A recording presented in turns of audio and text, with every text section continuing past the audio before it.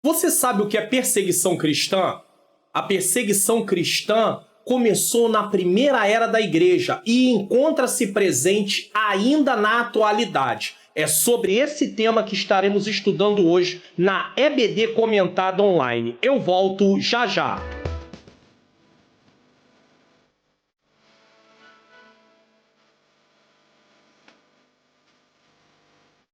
A paz do Senhor, sejam bem-vindos a mais uma EBD Comentada Online. Hoje nós vamos estar estudando aí a lição de número 2, Saulo de Tarso, o perseguidor. Mas, antes de mais nada, eu quero fazer uma oração com você, mas antes ainda pedir a você que não se esqueça, como sempre, de dar um like nesse vídeo, compartilhar na sua rede social, seja no Facebook, seja no status do WhatsApp, e se inscrever no canal e ativar o sininho das notificações para estar por dentro de cada novo vídeo que for publicado. Não deixe de ser um colaborador desse canal, porque o nome do Senhor será engrandecido e vidas serão edificadas em nome do Senhor Jesus Cristo. Vamos fazer nesse momento uma oração. Senhor nosso Deus e Pai, Pai amado e Pai querido, eu quero te agradecer por essa rica oportunidade de estar aqui mais uma vez para poder, Senhor querido, ministrar a aula da EBD Comentada Online.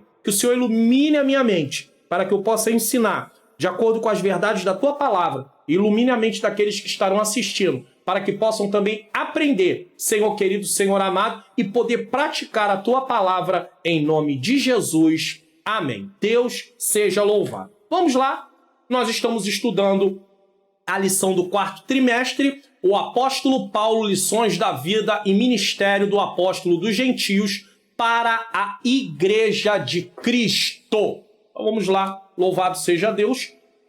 A lição, como já disse, é a lição Saulo de Tarso, o perseguidor. Ela vai ser ministrada no dia 10 de outubro de 2021, em sala de aula. Texto áureo. E Saulo, respirando ainda ameaças e mortes contra os discípulos do Senhor, dirigiu-se ao sumo sacerdote. Atos 9:1. Verdade prática, a igreja é uma instituição divina que pendurará na terra até o arrebatamento, pois do contrário já teria acabado ao longo da história. Por quê? Porque tem sido perseguida desde lá. Leitura bíblica em classe. Atos 8, do 1 ao 3, 22, 4 e 5, 26, 9 ao 11. E também Saulo consentiu na morte dele, Estevão, e fez-se naquele dia uma grande perseguição contra a igreja que estava em Jerusalém. E todos foram dispersos pelas terras da Judéia, da Samaria, exceto os apóstolos. E uns varões piedosos foram enterrar Estevão e fizeram sobre ele grande pranto. E Saulo assolava a igreja, entrando pelas casas e arrastando homens e mulheres, os encerrava na prisão. Atos 22, 4 e 5. Perseguia este caminho até a morte, prendendo e metendo em prisões tanto homens como mulheres, como também o sumo sacerdote, minha testemunha, e todo o conselho dos anciãos, e recebendo destes carta para os irmãos, fui a Damasco, para trazer manietados para Jerusalém aqueles que ali estivessem, a fim de que fossem castigados.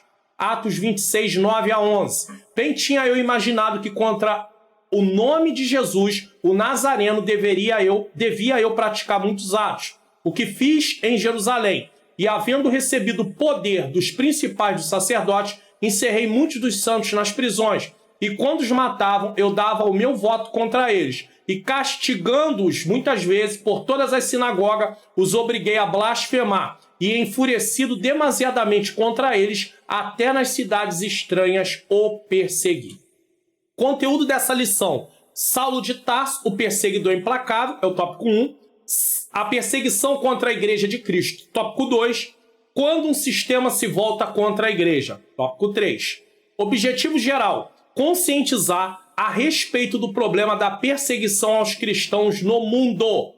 Objetivos específicos: elencar as características persecutórias de Saulo, expor a respeito da perseguição contra a Igreja em Atos, esclarecer a respeito de um sistema contra a Igreja. Essa questão de elencar as características persecutórias de Saulo é mostrar como ele perseguia a igreja, tá? Recapitulando, vamos entender o seguinte: a revista é uma só e ela segue 13 lições. Então nós começamos na lição 1, na aula passada, e nós vamos dar prosseguimento hoje na lição 2. Então, eu quero deixar você aqui informado sobre o que está acontecendo para que não se perca, porque a revista é uma só. Nós estamos estudando lições, tá, da vida do apóstolo Paulo e de seu ministério. Então, nós precisamos recapitular para poder entender. Na lição passada, estudamos o mundo do apóstolo Paulo. Esse mundo consiste em 3 coisas. Primeiro, o mundo no Império Romano. Como era o Império Romano? O que o Império Romano trouxe de benefício para que o evangelho fosse pregado? Então isso foi tratado na lição de número 1. Você não assistiu? Então busque aí no canal e assista a lição de número 1, que vai ser muito importante. Ela vai estar no card, no final dessa aula também. Você não deixe de assistir a lição de número 1, tá?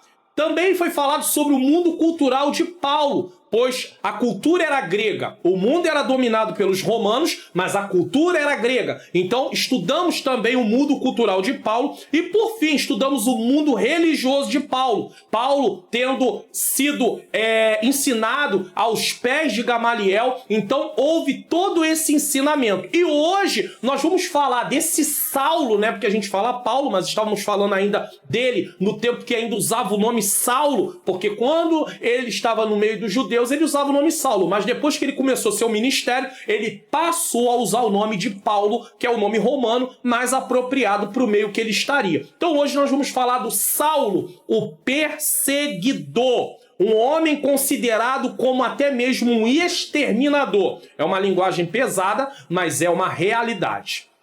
Introdução da nossa lição.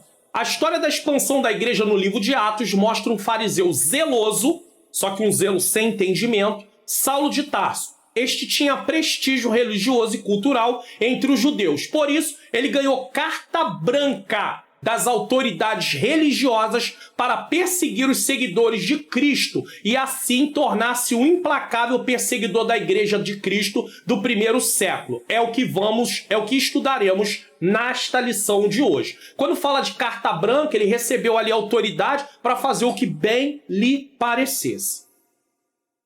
Perseguições no passado e no presente. Eu queria apresentar aqui para vocês um livro chamado História do Cristianismo, tá bom? Ele é da CPAD. Esse livro, ele tem um tempo lançado pela CPAD, tá? É um livro muito bom. E esse livro aqui fala das perseguições que foi enfrentado.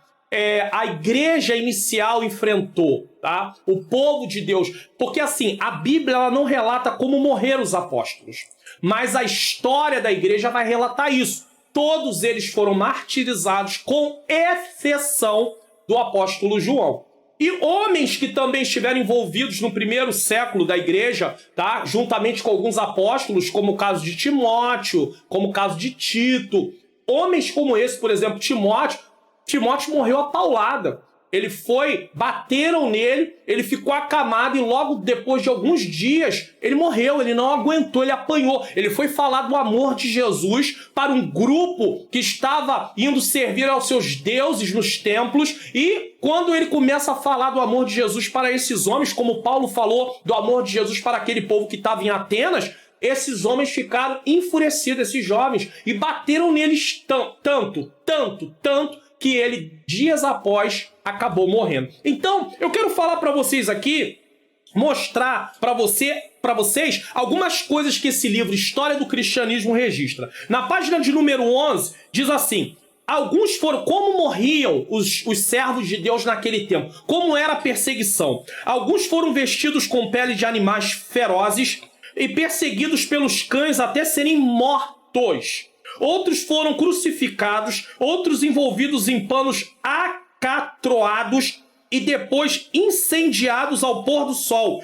para que pudessem servir de luzes para iluminar a cidade durante a noite. Nero cedia os seus próprios jardins para essas execuções e apresentava ao mesmo tempo alguns jogos de circo, presenciando toda a cena, vestido de carreiro, indo umas vezes a pé no meio da multidão, outras vendo o espetáculo do seu carro. Então, Nero foi um dos imperadores muito cruéis. Houveram outros. Então, isso aqui era como eles morriam. Às vezes eram jogados na arena para que fossem chifrados por vacas bravas até vir a morte. Quando não morriam, o gladiador ia lá e enfiava a espada no coração. Deixa eu contar um outro relato aqui para vocês poderem entender. Página de número 16 diz assim: nem a cruz, nem a espada, nem os animais ferozes, nem a tortura puderam prevalecer contra aqueles fiéis discípulos de Jesus Cristo. A pergunta é, e se a igreja da atualidade no Brasil tivesse que passar por uma perseguição igual a igreja passa no Oriente, aonde são pegos e é pedido para que eles venham negar, são torturados, eles não negam, então às vezes são degolados, atiram na cabeça, entendeu? Então o que seria? Como seria? Como a igreja brasileira procederia? Isso é muito sério. A perseguição continua acontecendo. Podemos não sofrer uma perseguição nessa amplitude, nessa magnitude, mas a perseguição está acontecendo. Quem os poderia separar do amor de Deus? Seria a tribulação, a angústia, a perseguição, a fome, a nudez ou o perigo, a espada? Não. Em todas essas coisas eles foram mais do que vencedores por meio daquele que os amou. Não lhe dissera o Senhor que deviam esperar tudo isso? Jesus disse que eles seriam perseguidos, que eles seriam mortos, que eles seriam presos. Então, eles estavam prontos para isso. Não tinha ele dito aos seus discípulos, quando ainda estava entre eles, no mundo tereis aflições. E não era bastante compreensão para os seus sofrimentos, que duraram poucos anos, a brilhante esperança da glória eterna que lhe tinha dado? Então, veja bem, em troca de momentos de dores, para poder estarem ali salvos da dor, eles não abriram mão, porque eles sabiam que haveria o quê? Uma vida eterna ali esperando. Eles foram ali fiéis, eles foram ali perseverantes, eles não abriram mão, eles não retrocederam. É claro que eles dependeram exclusivamente da graça de Deus. Como eu dependo, como você depende. Não era um determinismo, tipo, eu não vou negar, eu vou até o... Não. Era o Senhor dando força, eles contando com o Senhor. Senhor, tu venceu para que nós participemos da tua vitória. Então, em ti, nossos olhos estão postos. Nós cremos que vamos vencer. E eles não abriam mão. E por fim, eu quero contar aqui também mais uma história para vocês, para que vocês possam perceber a história de um homem chamado Inácio. Olha o que aconteceu com Inácio. Quando Inácio chegou a Roma, foi conduzido à arena. Página 22 do livro História do Cristianismo. É o livro que eu estou lendo, mostrando para vocês da CPAD, tá? E na presença da multidão que enchia o teatro, tranquilamente esperou a morte. Então havia uma multidão ali, naquele lugar, naquela arena, aguardando a morte de Inácio. Era um espetáculo. Como hoje tem um circo que vem na cidade fazer um espetáculo, naquele tempo o espetáculo era através da morte dos cristãos. Quando o guarda dos leões veio soltá-los da jaula, o povo quase enlouqueceu e batia as palmas e gritavam com uma alegria brutal. Eles estavam felizes que iam ver um homem sendo engolido, mastigado pelos leões. Mas o velho Marte conservou-se firme. Daniel também foi lançado na cova dos leões, mas aprove Deus não permitir que ele morresse. Mas aqui Inácio, Deus permitiu. Deus permitiu a morte dele. Era um propósito do Senhor que ele viesse glorificar a Deus através do martírio. E agora, olha só o que Inácio vai dizer diante daquela situação. Sou, disse ele, como trigo debulhado de Cristo, que precisa ser moído pelos dentes das feras antes de se tornar pão. Não precisamos entrar nos detalhes dos poucos momentos que se seguiram. Inácio não nega, Inácio é devorado pelos leões, mas ele continua fiel. E antes dos espectadores chegarem em suas casas, Inácio já estava descansando no Senhor. Sabe o que é isso? Isso é perseverar diante da perseguição. Mas e no presente? No presente você pode acessar, entre os muitos sites, um site chamado portasabertas.org.br. Acesse www.portasabertas.org.br e você pode conferir quantas perseguições são feitas contra os cristãos simplesmente por causa da intolerância religiosa. Inclusive, países, tá? Quero deixar muito claro aqui, países muçulmanos e países de cunho também comunistas e outros também que estão pelo regime ali, que é o Islã, que é os muçulmanos, como países como China, Vietnã, Laos, Cuba, Coreia do Norte, o cristianismo é abolido. São perseguidos, são torturados, são mortos. A perseguição é real, ela existe. Então você depois acesse aí e confira as notícias e você pode ir acompanhando as notícias. Você vai ver os 50 países onde o cristianismo é combatido com mais veemência. Tudo isso você vai aprender lendo sobre isso. Às vezes a gente vive desse lado do continente achando que está tudo calmo, achando que a perseguição é uma perseguição mais intelectual, mas tem muito cristão pagando com a vida ainda, como pagaram no tempo ali da primeira era da igreja primitiva. Tá? E hoje nós vamos ver Saulo em ação. Né? Tópico 1, Saulo de Tarso, o perseguidor implacável. Nesse primeiro tópico nós vamos estudar sobre Saulo se descreve como blasfemo, perseguidor e opressor. 2. As ameaças de Saulo de Tarso. 3. Por que Saulo perseguiu os cristãos? Então vamos lá. Seja louvado o nome santo do Senhor. Mas antes de mais nada, ainda que a título de introdução, deixa eu falar uma coisa para vocês. Só para complementar antes de eu entrar aqui no tópico, tá? A prisão, condenação e morte de Jesus resultaram em perseguição, como já foi dito, tá? Das autoridades religiosas de Jerusalém. Então os discípulos eles tiveram que quê? Se esconder. Depois do Pentecoste, eles ali, né, receberam mais ousadia. Receberam ousadia, na verdade, através do Espírito Santo de Deus, e o número de discípulos foi crescendo. A história da igreja se inicia automaticamente, a igreja é inaugurada no Pentecoste, e ali vai mostrando a missão que os apóstolos vão realizando por todas as partes. Tá? Depois da instituição dos diáconos em Atos 6, havia entre eles dois que se destacaram. Quem foram? Filipe e Estevão. Tá? Estevão foi tão usado por Deus, que começaram então a caluniar e mentir contra ele, até que o prenderam e levaram perante o conselho dos anciãos e dos sacerdotes. O discurso de Estevão foi tão vigoroso e tão contundente que aqueles homens enfurecidos, sabe o que eles fizeram? Apedrejaram Estevão e o mataram. E nós estudamos na aula passada que a morte por apedrejamento é uma morte lenta, é uma morte extremamente dolorosa. E Estevão morreu assim. Foi a partir desse assassinato de Estevão que Saulo de Tarso, dominado por um zelo destruidor, tomou coragem para perseguir os cristãos, pois era o modo de ele chamar a atenção do povo e das autoridades religiosas de Jerusalém. Então vamos lá, dar prosseguimento aqui. Saulo de Tarso. Saulo se descreve como blasfemo, perseguidor e opressor. 1 Timóteo capítulo 1, versículo 13. Como fariseu fanático, Saulo tinha a convicção de que seu papel era destruir a fé cristã, tá? Matando e prendendo os seguidores de Jesus. Então duas coisas ele fazia, ele prendia e ele também estava ali envolvido na morte. Sua postura arrogante o fazia ser truculento, usando grande violência contra pessoas simples, homens e mulheres sem qualquer compaixão. Ele não tinha compaixão.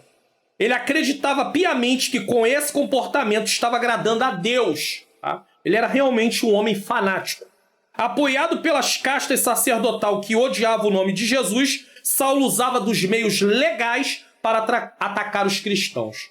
Por causa de sua truculência, os seguidores de Jesus tiveram que fugir para outras cidades. O perseguidor respirava ameaça e morte contra os discípulos de Jesus. E por isso não via problemas em prender, arrastar presos para Jerusalém os que professavam o nome do Nazareno. Atos capítulo de número 9, versículo de número 2. Então vamos entender isso aqui. O zelo de Paulo, Saulo ainda, ele era um zelo sem entendimento. E o zelo sem entendimento é uma arma perigosíssima. Muitos crimes hediondos têm sido praticados em nome de Deus. Com Paulo não foi diferente. Ele foi um perseguidor implacável. Gálatas 1,13 fala sobre isso. Ele usou sua influência e força para esmagar os discípulos de Jesus. Ele perseguiu a Cristo, a religião de Cristo e os seguidores de Cristo. Paulo foi mais severo perseguidor da igreja em seu início. Não houve quem perseguisse a igreja mais no início do que o próprio Saulo. Olhando pelo retrovisor, fazendo uma retrospectiva do seu passado, ele escreveu o que nós lemos aqui. A mim, no outro tempo, era blasfemo, perseguidor e insolente. Ele feria os cristãos com a língua e com os punhos. Fazia isso com arrogância e com soberba. Usava os instrumentos legais também, a truculência física. Então, este foi Saulo. Foi isso que ele fazia. Era dessa maneira que ele se descreve. Um homem blasfemo, um homem perseguidor e um homem opressor. Então, com isso, ele estava ali perseguindo a igreja de Deus. Número 2. Ameaças de Saulo de Tarso. A expressão respirando ameaças e morte descreve Saulo de maneira figurada como uma fera selvagem que ameaça sua presa. Uma fera ameaçando uma presa que está ali sem ter como se defender, pronta para poder ser devorada. No texto de Atos 9:21, o perseguidor era visto como um exterminador, pois conduziu os cristãos às prisões. Pois também, além de permitir que fossem açoitados, então ele tanto levava para a prisão, como ele permitia que fossem açoitados. Eu sei que existem muitas pessoas que podem olhar Saulo aqui, quando depois ele está fazendo seu ministério usando o nome de Paulo, quando ele passa por tudo que ele passa, ele é açoitado, ele é preso. Alguém pode pensar assim, ele passou por tudo isso porque tem a lei do retorno. Aquilo que o homem planta é aquilo que ele vai colher. Mas nós temos que entender também uma outra coisa. Quando Jesus chama Saulo para poder servir a ele, tá? Ele diz que ele vai mostrar para ele quanto ele deve sofrer por amor ao nome de Jesus. Então, na verdade, a questão aqui é, se os cristãos estavam sendo açoitados e presos e até mortos por Saulo, quando ele se converte e está fazendo a obra de Deus, ele está na mesma posição dos cristãos. Então ele também vai ser açoitado, ele também vai ser preso e ele também, no momento exato, também vai ser morto. Por quê? Porque isso tinha a ver com ser cristão.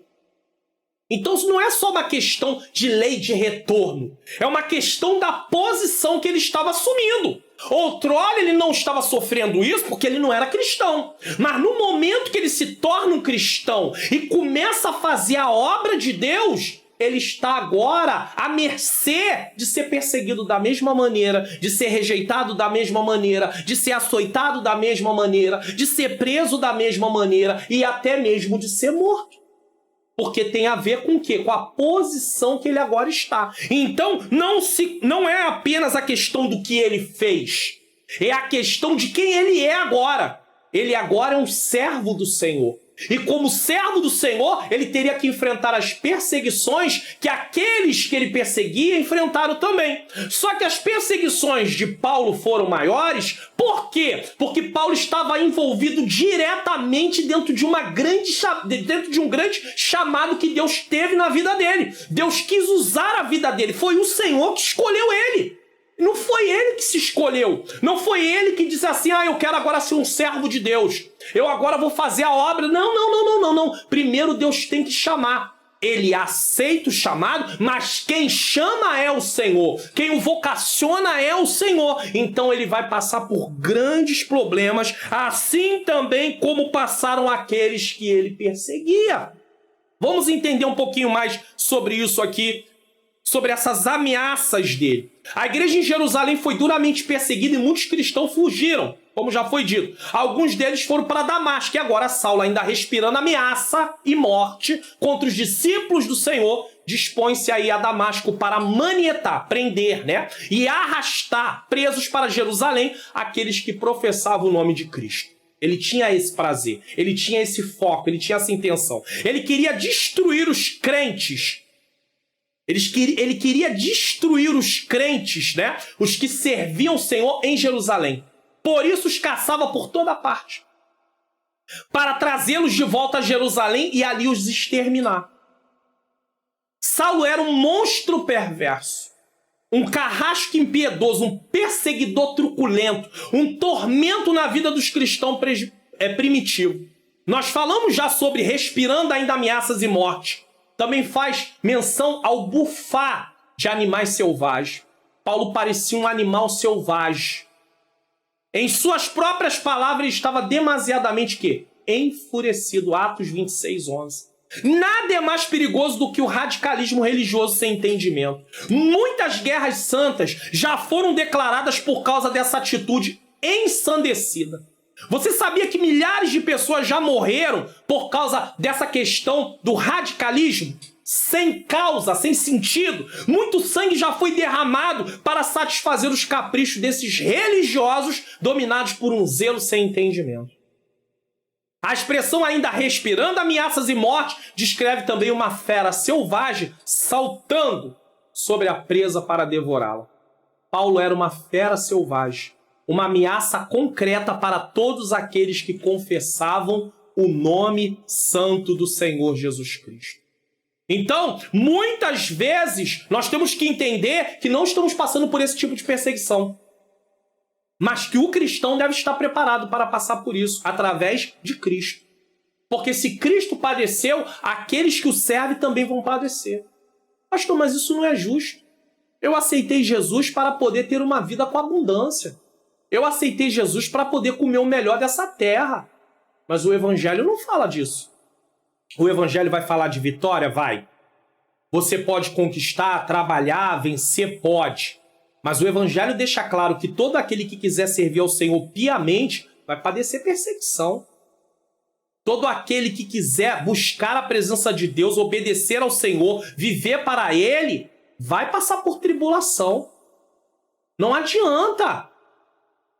Paulo ali, levando a palavra até para novos convertidos, foi deixado muito claro para eles que todo aquele que estava ali fazendo a obra do Senhor, importava que por muitas tribulações herdássemos o reino de Deus. Não é a tribulação que vai nos salvar, mas mostrando que servir a Deus tem um caminho de luta, um caminho de prova, um caminho de renúncia, um caminho de dificuldade. E nós vamos vencer isso através do quê? Das nossas forças? Jamais.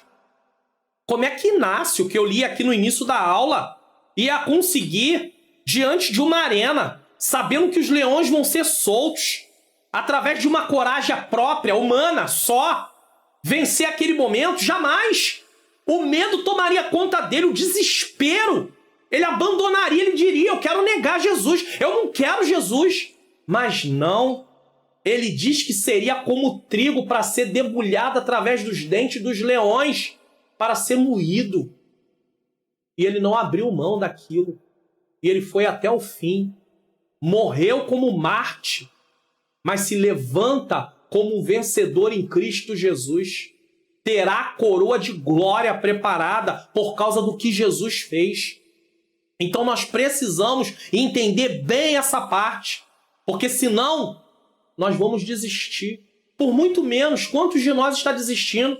Ah, tá faltando isso, eu vou largar o Evangelho. Ah, tá faltando isso, tá faltando aquilo. Ah, eu vou largar. A minha vida sentimental não tá boa. A minha vida financeira não tá boa. Ah, a minha saúde não tá boa. Ah, vou largar o Evangelho. Olha o que esses homens e mulheres passaram para poder o Evangelho chegar até nós. Leia! Não ache que é história minha, história da carochinha. Leia! História do cristianismo. CPAD, procure. Procure pela internet. Se você tem uma loja da CPAD próxima à sua casa, procure, compre e leia. E aí você vai ver que realmente não é uma história. Quando a gente lê história, quando nós estudamos a história da igreja, o sofrimento que houve, você fala assim, eu não estou sofrendo nada. Porque o sofrimento que eu estou sofrendo, tem muita coisa que eu sofreria mesmo sem ser cristão. Agora, o que Inácio passou, ele sofreu só porque ele era cristão. Então nós temos que diferenciar o que é sofrimento que nós sofremos se nós fôssemos nós sendo cristão e não sendo cristão, e o que é sofrimento que a gente sofre só porque é cristão. Tem muita coisa que a gente bota na conta do evangelho que, na verdade, é porque nós somos seres humanos. Agora, é claro que o Senhor vai nos ajudar. Mesmo no sofrimento por ser humano, é claro que o Senhor vai nos ajudar. Mas tem gente largando o evangelho por causa do sofrimento que qualquer ser humano poderia passar. Que muita gente que não é cristão está passando e não tem quem largar, porque eles não servem a Deus. Aí fica desempregado, vai largar quem? Não tem quem largar. Mas eu, como cristão, vou dizer logo, eu vou largar Jesus. Porque Jesus não está fazendo o que eu quero. Jesus não está me dando o que eu quero. Então, já que Jesus não está me dando o que eu quero, eu vou abandonar o evangelho. Você acha realmente que isso é sofrimento nesse grau? É difícil? É difícil. Está desempregado, é claro. É difícil passar por enfermidades, principalmente doenças aí que são praticamente incuráveis, que tem que ter tratamento a vida toda, passando por procedimentos que acabam sendo procedimentos muito invasivos. Tudo bem, eu sei, é verdade. É doloroso. Mas olha, nem a perseguição parou os homens de Deus, as mulheres de Deus do passado e muitos do presente. Nós vamos abandonar, ainda que cristãos na atualidade morram enfermos por causa de enfermidade, mas não deve abrir mão da sua fé. Não abra mão da sua fé. Ainda que muitos passem por grandes dificuldades, ainda que muitos não tenham conquistado aquilo que esperariam nessa vida, Jesus conquistou algo para nós que nós jamais poderíamos conquistar. Vida eterna. Vamos viver eternamente com o Senhor. Então, não tire os olhos da promessa. 3. Por que Saulo perseguiu os cristãos? Por quê? Os motivos que levaram Saulo a se tornar um perseguidor inclemente contra os seguidores de Cristo eram o zelo destrutivo pela Torá e o suposto fato religioso de que Jesus fosse um blasfemo. Ele achava Jesus um blasfemo.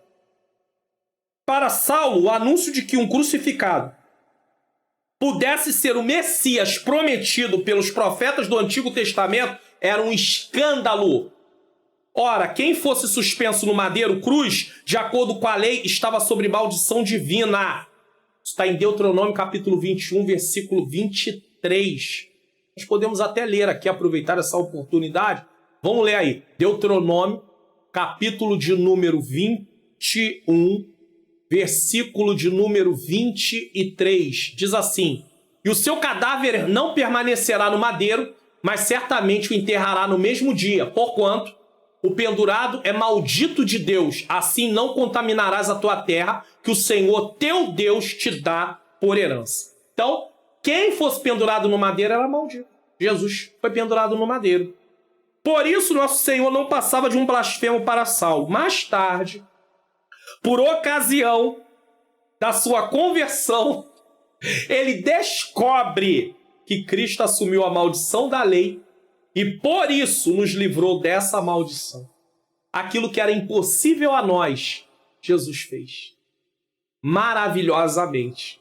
Vamos entender mais um pouquinho por que Saulo perseguia os cristãos.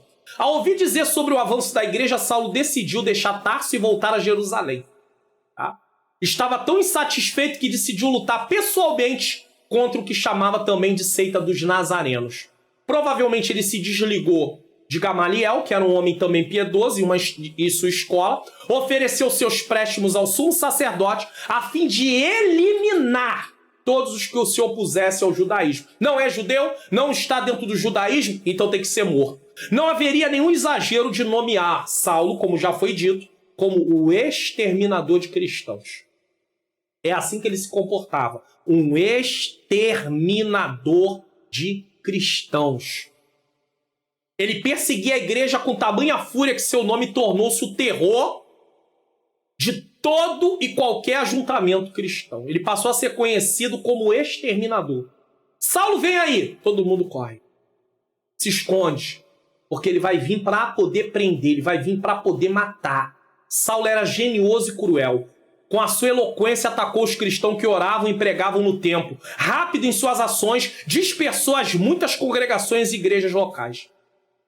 Uma coisa que me chama a atenção em Saulo, sabe o que é? É que toda essa energia que ele tinha para perseguir a igreja, Deus lhe deu graça para usar para pregar o evangelho. Tem muita gente que lá fora fazia, acontecia, quebrava, arrebentava e tudo mais. Vem para a igreja, não tá disposto a fazer nada. Cadê aquela energia toda? Então, aquela determinação. É claro que no evangelho você não vai poder vencer com sua determinação. Mas você pode se esforçar pedindo a Deus e usar essa característica de foco, essa característica de determinação em favor do evangelho. Deus usou ele com essas características também em favor da sua obra. Saulo era genioso, cruel. Então ele atacava, ele dispersava, lançou homens e mulheres na prisão, condenando-os à morte.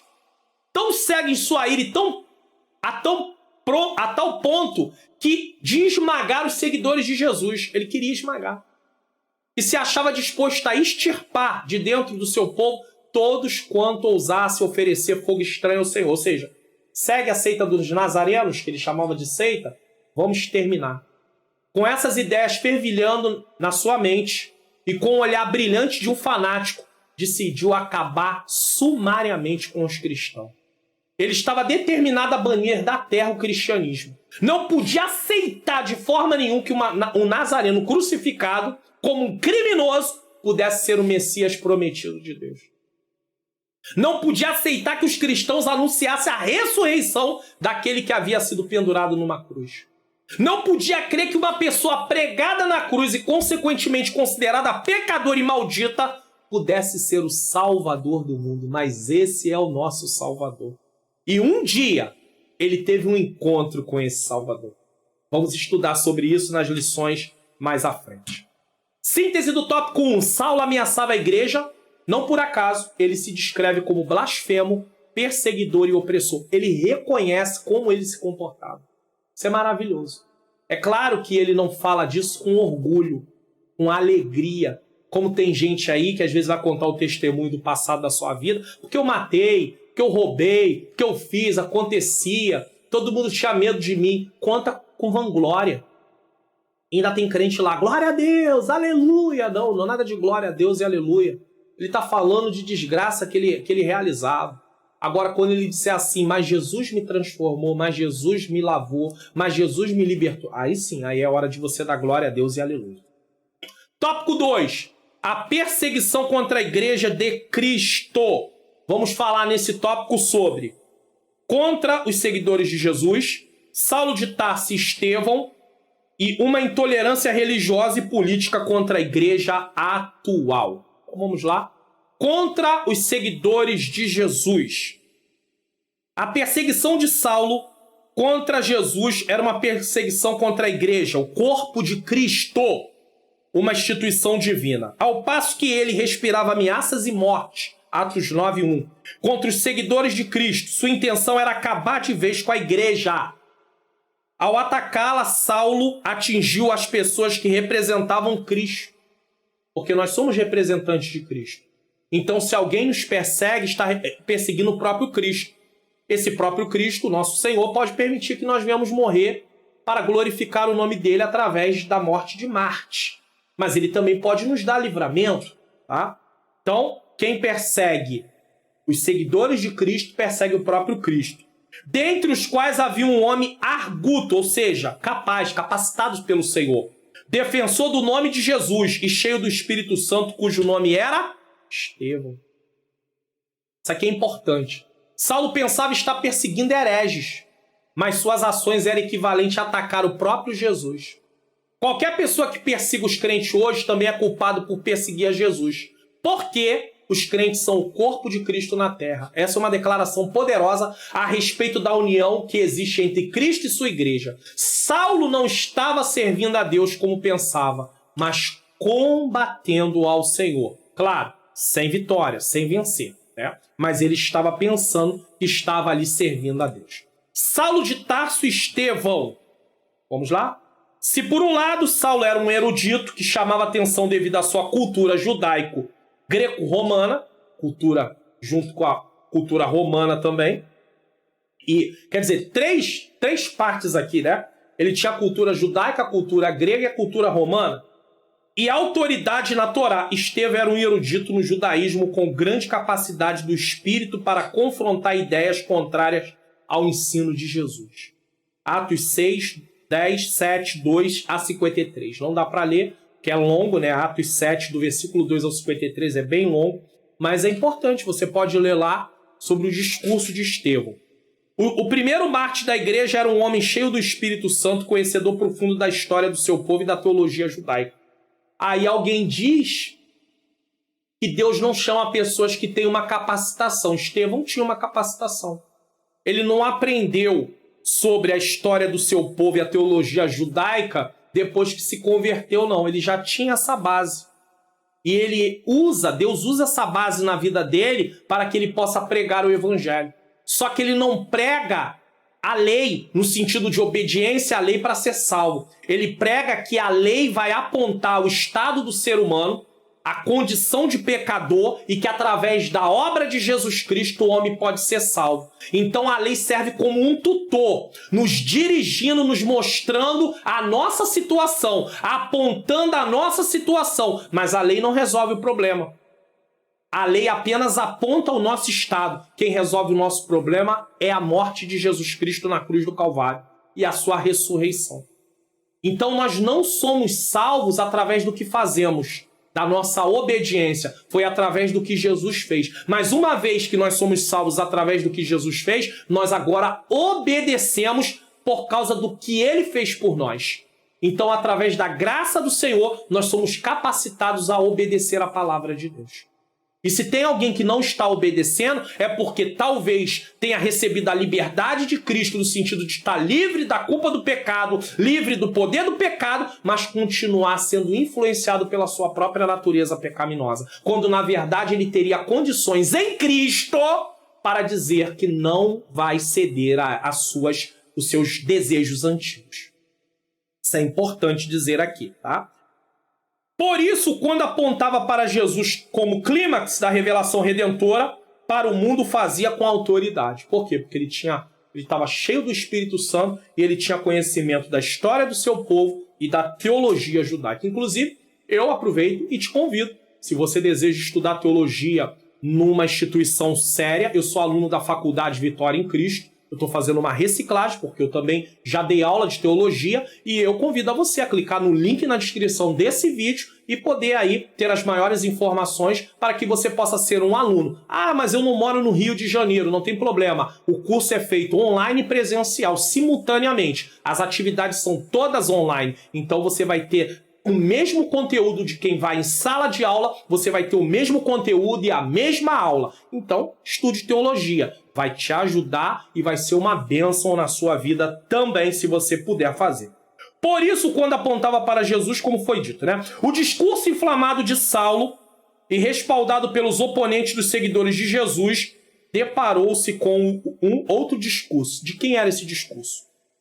Mas esse proveniente da sabedoria do Espírito. Quem vai resistir à sabedoria de Deus? Essa autoridade espiritual de Estevão atraiu a ira dos inimigos de Cristo. Por isso, com pleno consentimento de Saulo, eles o apedrejaram até a morte. Mas se por um lado eles mataram Estevão, por outro, potencializaram a mensagem do primeiro mártir da igreja. Porque agora Estevão morre e a igreja está ali se espalhando, mas ela vai continuar pregando. Vamos entender isso aqui. Um dos 7 escolhidos pela igreja de Jerusalém para encarregar-se dos pobres era Estevão. Ele era um homem capaz e ativo. Ele não nascera em Jerusalém e até receber um nome grego, porque o nome Estevão é um nome grego. Debatendo com os rabinos, provou ser melhor do que eles, através da unção do Espírito. As suas palavras eram irresistíveis e cativantes, como as de Jesus. Em suas pregações, afirmava que a salvação era obtida por meio de quem? De Jesus, o Messias, e não pela obediência da lei de Moisés. Como Jerusalém possuía várias sinagogas, onde os judeus de diferentes nações costumavam reunir-se, Estevão ia de uma em uma pregando o evangelho e discutindo, ou seja, debatendo, falando da palavra com os líderes, porque era muito comum essa questão de um discurso, assim, tipo um debate, diatribe, né? Um discurso público, né? Então, havia essa questão, e ele ia ali debater e mostrar que Jesus Cristo é o Salvador. As sinagogas de Cirene e Cilícia conheciam-lhe os argumentos e lutavam ferozmente contra Estevão. E Estevão conseguiu persuadir alguns membros que creram em Jesus. É provável que tenha sido na sinagoga da Cilícia que Saulo tenha encontrado Estevão pela primeira vez. Não se sabe, mas talvez. Ele ouviu com amargo desprezo. Mesmo assim, pôde sentir quão atraentes e poderosas eram as suas palavras. Porque é inegável aquele que fala do amor de Cristo, fala da palavra de Deus como ela é. As palavras são irresistíveis. Na verdade, no sentido assim, elas são tocantes. Mas o ser humano pode dizer não, ele pode resistir a essas palavras. Estevão fala contra o templo e desejava mudar os velhos costumes estabelecidos pelos rabinos, porque era assim que eles viam Estevão. Era, portanto, necessário silenciar a sua voz, porque ele falava que a salvação vinha de Jesus. O jovem fariseu confrontou, talvez em um debate aberto, ele ficou zangado porque ele não conseguiu superar Estevão. Seu orgulho se sentia ferido, sua única defesa agora era o ódio cada vez maior e achava-se decidido por acabar com aquilo através da força. E foi o que aconteceu. Eles mataram Estevão apedrejado e Saulo consentiu nisso. Isso é muito triste. Número 3. Uma intolerância religiosa e política contra a igreja atual, da atualidade. Vamos lá? A igreja atual continua a despertar a fúria de certas autoridades políticas e religiosas que não aceitam a mensagem de liberdade e vida que o evangelho proporciona. Nossos irmãos que servem a Deus em países políticos e religiosamente fechados para o evangelho continuam a pagar com a própria vida a fidelidade à mensagem de Cristo. Oremos pela igreja perseguida. Foi o que eu falei para vocês sobre países aí, né? De cunho muçulmano, no qual perseguem a igreja de Jesus Cristo. É bom nós lembrarmos que no lado de cá do mundo, aqui no Brasil, por exemplo, nós enfrentamos uma perseguição mais sofisticada, tá? No campo cultural, quando tentam reduzir a vivência da fé à vida privada do cristão. Então eles não querem que seja pregado em público o evangelho. Viva, seja cristão lá na sua casa. Não venha para cá falar de Jesus. Só que isso é uma perseguição cultural e ideológica, tá? Do ponto de vista filosófico, o ser humano é um ser religioso. Então, quando eles fazem isso, eles estão violando direitos humanos. Falam tanto de direitos humanos, mas querem cercear os cristãos de expor a sua fé, tá? E isso é errado. Tentaram fazer isso com os apóstolos Pedro e João também. Chamando-os, disseram-lhe que absolutamente não falassem nem ensinassem no nome de Jesus. Atos 4:18. Mas suas respostas foram taxativas. Atos 4:19 e 20, que diz: respondendo, porém, Pedro e João lhe disseram: julgai-vos se é justo diante de Deus ouvir-vos antes a vós do que a Deus, porque não podemos deixar de falar do que temos visto e ouvido. Ou seja, é mais importante obedecer a Deus do que obedecer aos homens. Porque nesse caso, o que os homens estão pedindo vai contra o que Deus quer que façamos. Então nós não podemos. A nossa submissão ela só vai até onde não esbarra na lei de Deus. Se esbarrar na lei de Deus, é melhor obedecer a Deus do que os homens. Ainda que isso possa custar a vida. E custou a vida de muitos deles naquela época, e de muitos outros cristãos, e de muitos na atualidade. Então, nós precisamos saber que existem perseguições de formas diferentes. E do lado de cá, no nosso país, tem tido uma perseguição muito sorrateira que está presente de forma cultural e ideológica. Síntese do tópico 2. A perseguição de Saulo contra Jesus era uma perseguição contra a igreja de Cristo. Tópico 3. Quando o sistema se volta contra a igreja. Número 1. Como era a perseguição contra os primeiros discípulos. Número 2. Perseguição, tortura e método. Número 3. Perseguição aos pentecostais. Esse número 3, perseguição aos pentecostais, ele está fazendo menção a isso para poder mostrar que também a igreja pentecostal passou por perseguição, tá? Só para entender isso aqui. 1. Como era a perseguição contra os primeiros discípulos?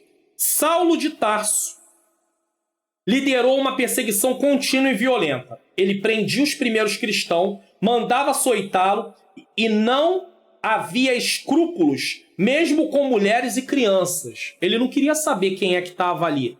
Ele simplesmente Perseguia. Tá? Perseguia. Sobremaneira perseguia a igreja de Deus e devastava. Saulo entendia que praticar essas barbáries era defender a fé judaica, livrando os judeus dos hereges. Exatamente nos moldes de que Jesus havia alertado os discípulos. Por quê? Jesus, antes de tudo isso acontecer, já havia dito. Olha o que Jesus diz. Expulsar-vos-ão das sinagogas, vem mesma hora que qualquer que vos matar cuidará fazer um serviço a Deus. E não é o que acontecia naquele tempo? E não é o que aconteceu depois? E não é o que acontece hoje? Pessoas têm matado cristãos achando que estão agradando a Deus? Por rejeitar um Messias sofredor, isso aqui é importante eu dizer. Saulo praticava tudo isso. Muitos hoje rejeitam um evangelho que diga que o cristão vai sofrer enquanto estiver aqui nessa terra. Não está falando que a vida dele vai ser só sofrimento, mas que ser cristão envolve sofrer. Muitos não aceitam isso. Muitos desprezam isso. Para muitos, nos dias de hoje, se levar em consideração a vida que esses homens levaram no passado, eles vão dizer que eles eram derrotados. Eles vão dizer que até o próprio Jesus era um derrotado. Sabe por quê? Porque Jesus não tinha riqueza, Jesus não tinha bem, Jesus não tinha glamour, como os apóstolos não tiveram, como os profetas do Antigo Testamento não tiveram. Então eles vão dizer que era fracassado. Eles vão dizer não ao sofrimento. Eles vão querer botar uma placa lá, pare de sofrer. Como? É impossível parar de sofrer enquanto estamos aqui nessa terra. Agora, é claro, existe um sofrimento que é causado por causa de viver uma vida no pecado. Em Cristo, esse sofrimento, por causa de uma vida no pecado, ela não vai haver mais. Mas vai haver outro tipo de sofrimento, que é o sofrimento por ser humano, enquanto estamos aqui, e o sofrimento por ser cristão. E nós temos que estar preparados para passar por tudo isso. E quem nos prepara? O Senhor. E através de quem vencemos? Através de Jesus. Por meio de quem conseguimos ter a vitória? Por causa do que Jesus fez na cruz do Calvário. Então não perca o foco. Seja dependente de Jesus em tudo. Senhor, de mim mesmo eu não posso, mas me ajuda, me fortalece, me dá graça, me dá ânimo. E você vai conseguir, você vai vencer. Então, a perseguição dos primeiros cristãos era dessa forma. Era uma coisa muito difícil. Mas eles venciam, eles passavam, eles superaram. Louvado seja o nome santo do Senhor. Veja bem, Paulo era um perseguidor implacável, porque ouviste qual foi o meu proceder outrora no judaísmo, como sobremaneira perseguia eu a igreja de Deus e a devastava. Paulo foi um dos maiores perseguidores da igreja. Já falamos. Ele se autodenominou insolente, blasfemo e perseguidor, confirmando. Disse que era o menor dos apóstolos, que não era nem mesmo digno de ser chamado apóstolo, porque perseguiu a igreja de Deus. Ele devastou, assolou, exterminou, respirou ameaças e mortes, perseguiu, não respeitava o domicílio doméstico de ninguém, arrastou homens e mulheres, lançou-os na prisão, não poupava os lugares sagrados, ele entrava em sinagoga para castigar, dava o seu voto quando os matavam, perseguiu os cristãos, tá? A palavra perseguiu várias vezes aparece, usou de violência, de selvageria, de forma intensa, houve excesso sem medida e continuamente Paulo perseguiu a igreja do Senhor Jesus Cristo. Era assim que ele perseguia os primeiros cristãos. Número 2. Perseguição, tortura e método. Então vamos lá. Louvado seja o nome santo do Senhor. Parece exagero afirmar que Saulo de Tarso torturava os primeiros cristãos. Mas é o que ele mesmo declara. Foi ele que declarou isso em seu testemunho pós-conversão. Então ele fala que ele perseguia. Agora uma coisa interessante é a ignorância de estar pensando que está fazendo a coisa certa, está fazendo a coisa errada. E dentro disso, como foi falado no tópico anterior, havia uma intolerância. Ele era intolerante, ele estava agindo de forma intolerante. E com essa intolerância, nós vemos que ele tinha sentimentos terríveis contra a igreja. O próprio Jesus, por causa da intolerância, foi levado à cruz. O próprio Estevão, por causa da intolerância, foi levado à morte por apedrejamento. Do que você fala? Do que você pensa? Então esse homem aqui, Saulo, quando estava nessa situação, nessa condição, ele estava ali torturando o povo de Deus. Além de castigá-los fisicamente, ele empregava tortura psicológica para induzi-los a blasfemarem. Atos 26, 10 e 11. Entretanto, apesar da violência empregada com açoites, prisões, tortura psicológica, apedrejamento e morte, muitos dos discípulos fiéis a Cristo não negaram o nome de Jesus. Ainda que tiveram que pagar com a morte. Com a vida, desculpa. Vamos entender uma coisa. Quando Jesus chega ali em Marcos 8, 34, que diz assim, chamando a multidão a si, Jesus diz, aquele que quiser ser meu discípulo, negue-se a si mesmo, tome sua cruz e siga-me. Tomar a cruz, além de apontar para sofrimento, aponta também para martírio. Aquele que tivesse disposto a seguir Jesus tinha que estar pronto para morrer por ele também.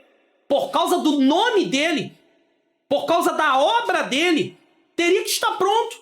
E foi isso que aconteceu com muitos cristãos daquela época e acontece nos dias de hoje.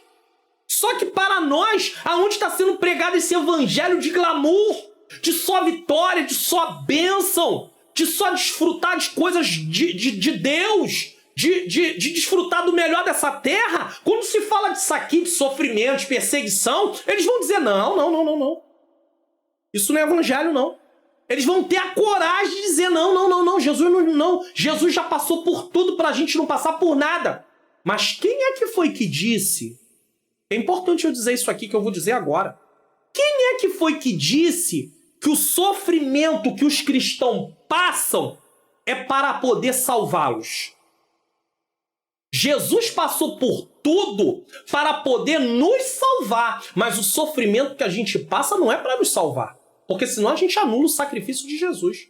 O sofrimento que nós passamos por ser cristão, vamos diferenciar o sofrimento de ser humano, que é aquele que você passaria mesmo não sendo crente, como outras pessoas não crentes passam por esse sofrimento. Mas o sofrimento que nós passamos por ser cristão, ele é uma consequência de estarmos servindo a Jesus. Mas não é um motivo para nos salvar. Então tem gente que fica dizendo aí, não, mas Jesus Cristo já sofreu tudo que tinha que sofrer, então a gente não precisa sofrer. Mas o sofrimento de Jesus é expiatório. A morte de Cristo foi expiatória. O meu sofrimento não expia pecado, não. O meu sofrimento é usado, inclusive Deus usa o meu sofrimento para me aperfeiçoar, para que a minha fé venha a ser mostrada genuína para eu mesmo, não para ele, porque isso ele já sabe. Ele vai ver como é que... Ele já sabe como está a condição da minha fé, mas eu preciso saber como está a minha vida diante de Deus. E aí tem gente com um discurso enganoso dizendo, não, você não precisa mais sofrer, porque Jesus já sofreu.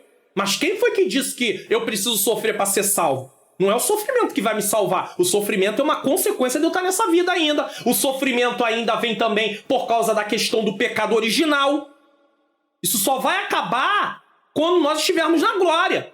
Você já leu Apocalipse 21, 4?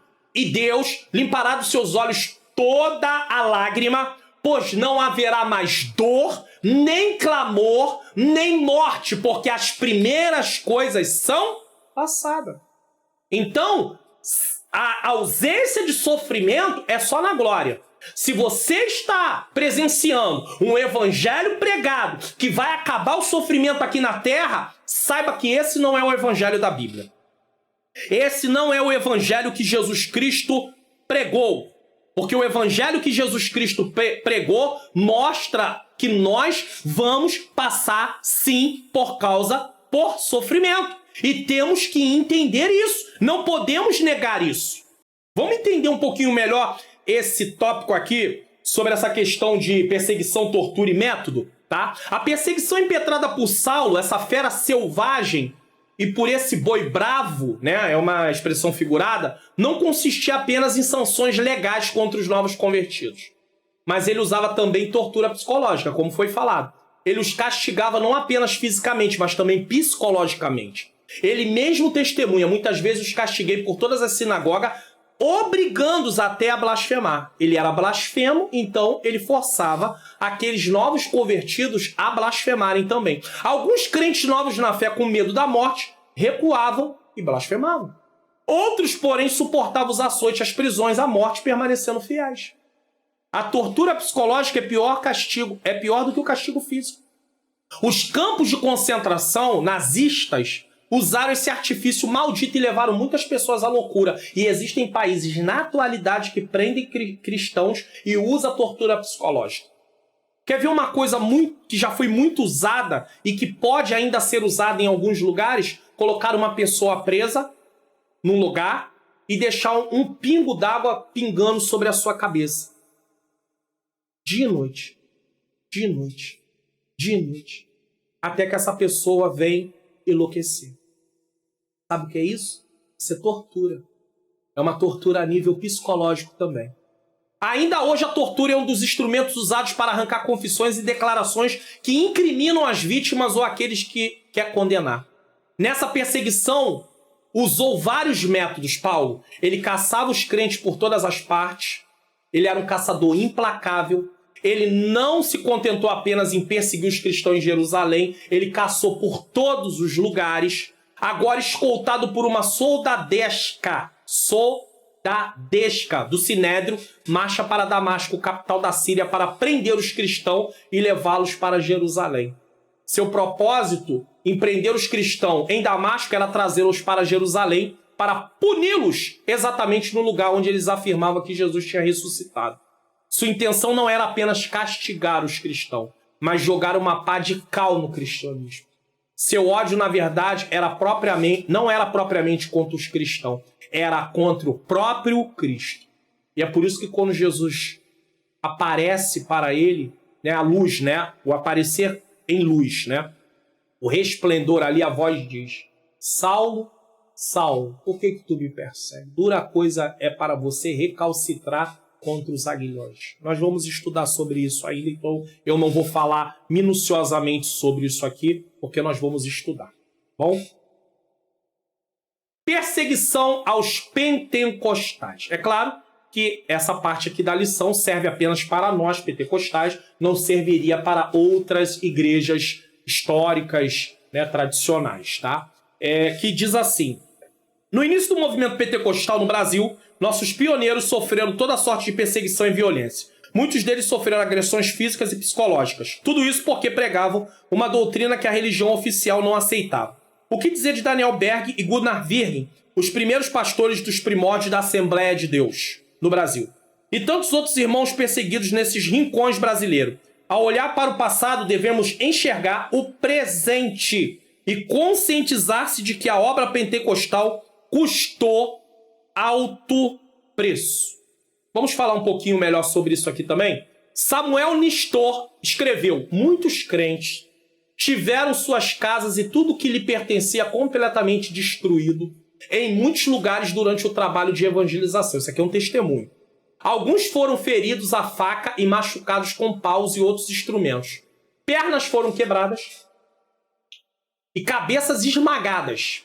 E muitos morreram devido à tortura por que passaram, para não falar de coisas piores que muitos irmãos sofreram antes de morrer. Isso aqui no tempo que o pentecostalismo começa. No diário do pioneiro Gunnar Virgin é dito o seguinte: não faz muito tempo uma multidão veio atacar a casa onde se fazia cultos. O dono, nosso irmão, conseguiu no último instante, fugir quase nu para o mato e escapar dos inimigos. Eles destruíram a casa, rasgaram tudo o que encontraram e levaram consigo o que puderam. Mesmo falando com a polícia, os irmãos continuaram sendo ameaçados. Também em Petrópolis, perto do Rio de Janeiro, existem perseguições. Ele relatando na época. Uma multidão veio e acabou com um culto. Porém, Deus guardou o evangelista de forma que não lhe fizeram nada. Os líderes dessa perseguição foram depois levados para a prisão. Testemunho contra pentecostais, perseguição contra pentecostais. Assim como a igreja sofreu, os pentecostais faz parte da igreja, mas está mostrando que o movimento pentecostal em si sofreu perseguição ali pontual também, nesse caso. Síntese do tópico 3. A perseguição contra os primeiros cristãos envolvia açoites, prisões, constrangimento e não por que dizer morte. Morte, infelizmente. Conclusão. Se a igreja fosse uma mera organização humana, pare para pensar nisso aqui. Se a igreja fosse uma mera organização humana, já teria acabado. Você concorda com isso? Com tudo que eles passaram, com tudo que tem se passado em outros lugares, já teria. Na verdade, logo no início do evangelho, quando Jesus morre e deixa a ordem para os seus discípulos, eles teriam desistido. Se fosse uma coisa feita na força do braço humano, eles teriam desistido. É por isso que eu não posso me vangloriar da obra que eu faço para Deus, porque eu só consigo fazer essa obra por causa do que Jesus fez. E entre as coisas que Jesus fez, foi nos dar o Espírito Santo que mora dentro de nós, que nos ajuda na nossa fraqueza. Foi nos libertar do poder do pecado, aonde eu não sou mais escravo do pecado. Agora imagine eu querer fazer na força do meu braço, sem precisar do sacrifício de Jesus, sem precisar da graça salvadora de Deus. Não, eu vou fazer na força do meu braço. Já teria acabado há muito tempo. E eu vou falar uma coisa aqui muito séria. Existem muitas pessoas que estão tentando começar uma obra para Deus, pensando em realizar essa obra e que já pensaram em fazer, e já começaram, e já pararam também, porque pensaram na força do seu braço. Talvez começaram sem ordem de Deus, talvez começaram pensando em si, na sua força, nos seus talentos. Ah, vai dar certo. Eu sei fazer isso, eu sei fazer aquilo, eu sei fazer... Primeiro, Deus te mandou? Deus te chamou para fazer isso? Agora, está na hora de fazer? Outra coisa, você está confiando em quem? Em você ou em Deus? No Senhor Jesus, naquilo que Ele fez? Então tudo isso é muito importante. Então se ela fosse uma organização humana, já teria acabado. Mas é uma instituição divina, edificada pelo próprio Cristo, e por isso a igreja subsiste ao longo dos séculos e continuará a subsistir até a vinda gloriosa de Jesus para arrebatá-la. A igreja é de Jesus. Você pode repetir comigo? A igreja é de Jesus. A igreja não é do pastor. A igreja não é de quem está na liderança. A igreja é de Jesus. Foi fundada por Jesus, é sustentada por Jesus, é através de Jesus que a igreja marcha e vai até o fim. Não é através da força dela, é através da força do Senhor.